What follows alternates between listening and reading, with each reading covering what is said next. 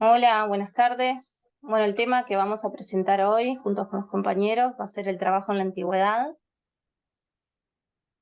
introducción, características, ahí está, y concepto. Bueno, podemos comenzar a hablar del trabajo en sociedades prehistóricas, ya que éstas tenían una economía de subsistencia, una división básica del trabajo y también, no menos importante, una dimensión colectiva que primaba sobre la individual. Es entonces cuando aparecen las primeras civilizaciones que cambia el modo de vida nómade al sedentario. Aquí aparece la agricultura y esto genera un excedente económico. A la vez, una división del trabajo más compleja y también aparecen los burócratas, los guerreros y los sacerdotes. Algunas de las características que podemos ver son, por ejemplo, la esclavitud. Estas eran la base y el sustento de la economía. Los esclavos eran considerados inferiores en relación a una persona libre. El esclavo era transferible, se podía vender y comprar.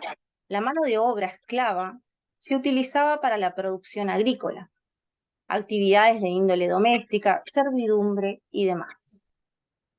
Estos no tenían ni derechos ni libertades y además eran propiedad de otras personas. Eran varias las culturas que utilizaban esclavos para la producción, como la egipcia, la romana, pero vamos a mencionar a los griegos. Y cómo estos consideraban al trabajo de una manera muy distinta a la actual. Para los griegos, el trabajo era algo totalmente desvalorizado. Debían de realizarlo aquellas personas que no pertenecieran a la élite. Se entiende por élite a los aristócratas. El tiempo de ocio era fundamental para el hombre libre. Permitía la contemplación, el conocimiento y el saber. Para los griegos era sagrado. Aquel hombre que pudiera cultivar y contemplar su pensamiento era un hombre libre y además, y no menos importante, ciudadano de la polis. Estos no debían preocuparse por el trabajo, ya que estas tareas eran encomendadas a los esclavos. La aristocracia, como élite, estaba para filosofar, entre otras actividades de índole intelectual, y también practicar la política, pues un esclavo jamás podría ocupar un lugar en la esfera aristocrática, que no fuera más que la de servir. Ahora le vamos a dar paso al compañero Ignacio, que nos va a comentar sobre dos autores muy importantes de la época. Muy bien. En este punto 2 encontramos las posturas de los diferentes autores acerca del trabajo. El trabajo, según Yves Simón, es uno de esos términos que vienen procedidos por hechos de la vida cotidiana del hombre, que se esconden tras el misterio de lo habitual. Es un término, por tanto, que posee una riqueza fáctica muy superior a la que pudiera concentrar cualquier otra definición. En la tradición marxista, fue Engels quien se detuvo más en estas materias.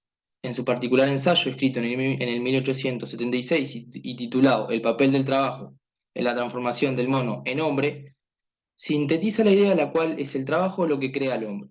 Aquí es justamente lo que remarca. El trabajo es quien crea al hombre.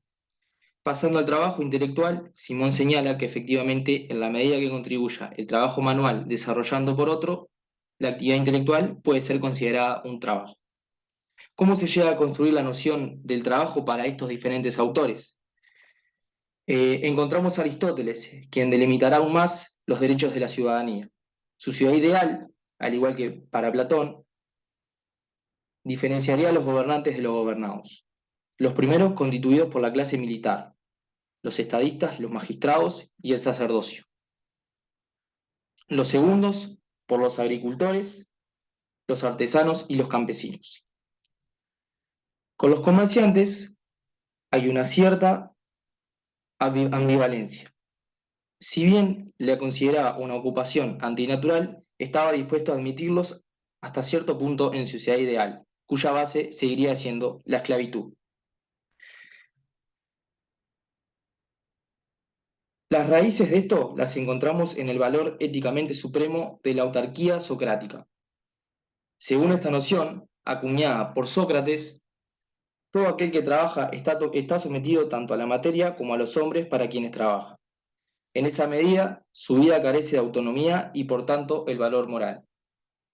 Para Platón, de origen aristócrata, la autarquía continúa perpetuándose como valor ético supremo y en consonancia con los intereses de la aristocracia terrateniente. Afirmaba que sólo la agricultura evocaba la auténtica autonomía, evocaba la auténtica autonomía. Por esta vía, el pensamiento platónico restringía de la participación política a esclavos, comerciantes y artesanos. Todos estos tienen en común el depender de las condiciones materiales en las que producen e intercambian sus mercancías. Ese estado ideal que diseñaba este autor en sus enseñanzas distaba mucho, por cierto, de la democracia ateniense defendida por Pericles.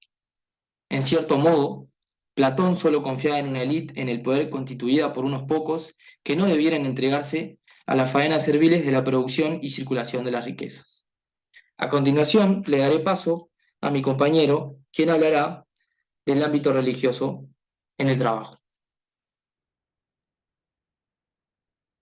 Bien, en este punto, en el ámbito religioso, en el cristianismo, podemos observar una evolución sobre este pensamiento hacia el trabajo, donde una importancia grande en el cristianismo también para la persona. Esto lo podemos ver en San Agustín, que fue uno de los pilares fundamentales del cristianismo. Consideraba el trabajo como algo bueno, lo valoraba. Decía que mientras el hombre trabaja, tiene el alma libre y eso le permite pensar en Dios al mismo tiempo mientras trabajaba. Acá podemos observar un dualismo platónico en lo que es el cuerpo y el alma, una sintonía que hay entre el trabajo y la oración. Eso viene ya de los monjes benedictinos, San Benito, con su lema y regla de orat et labora. Luego, unos siglos más tarde, nos encontramos con Santo Tomás.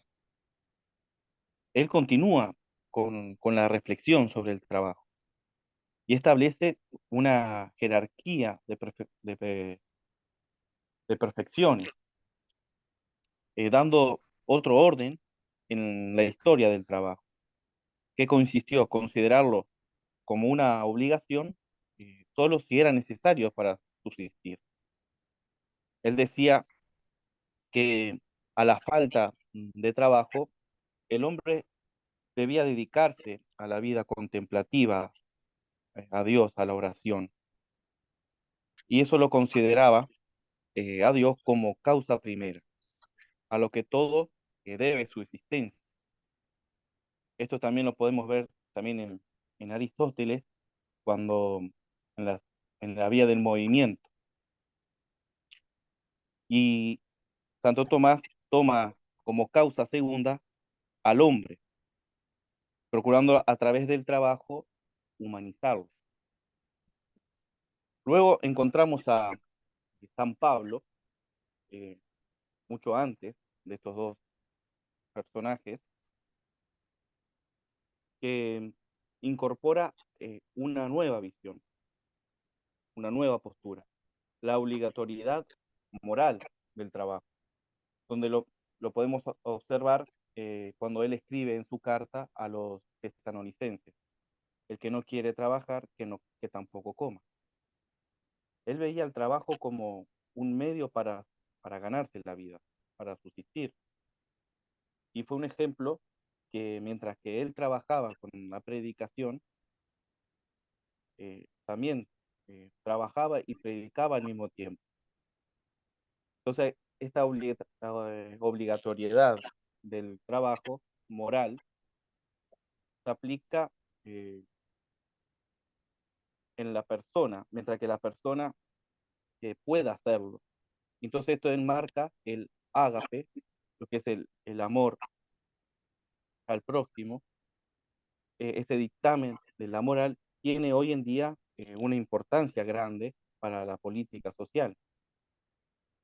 Para finalizar en lo que es el trabajo, su importancia en San Pablo, era un honor y un deber.